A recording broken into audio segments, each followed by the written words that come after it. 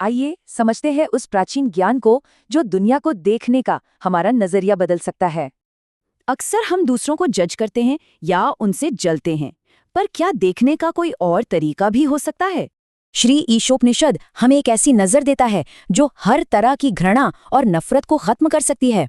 यही तो मंजिल है, पर सवाल ये है कि इस मंजिल तक पहुंचे कैसे? ये एक सफर है।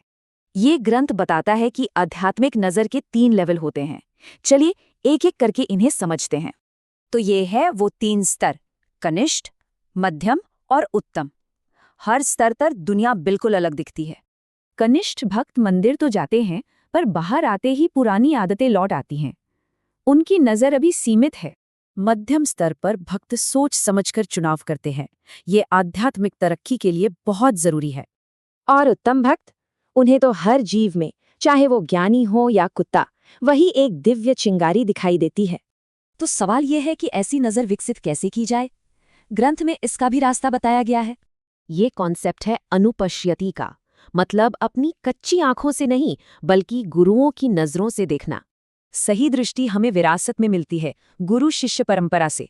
ये कोई मनगढ़ंत चीज नहीं है। और सही देखने के लिए ये समझना जरूरी है कि जिसे हम देख रहे हैं यानी भगवान, उनका स्वभाव कैसा है। ग्रंथ उन्हें शुक्रम यानी सर्वशक्तिमान कहता है। उनकी शक्तियां हमारी सोच और समझ से बिल्कुल परे हैं। मतलब भगवान के शरीर का हर हिस्सा कोई भी दूसरा काम कर सकता है। वो सच में सर्वशक्तिमान है। भगवान की इसी शक्ति से जुड़ा है आध्यात्मिक रास्ते का एक बड़ा खतरा, नकल करने का खतरा। कहते हैं एक बार शंकराचार्य ने शराब पी। उनके चेलों ने सोचा यही आध्यात्म है और वे भी पीने लगे। फिर शंकराचार्य ने एक लोहार के यहाँ पिघला हुआ लोहा पी लिया और उन्हें कुछ भी नहीं हुआ। पर जब उन्होंने चेलों को लोहा दिया तो सब भाग गए। नकल सिर्फ बुरी आदत की हो सकती है, शक्ति की नहीं।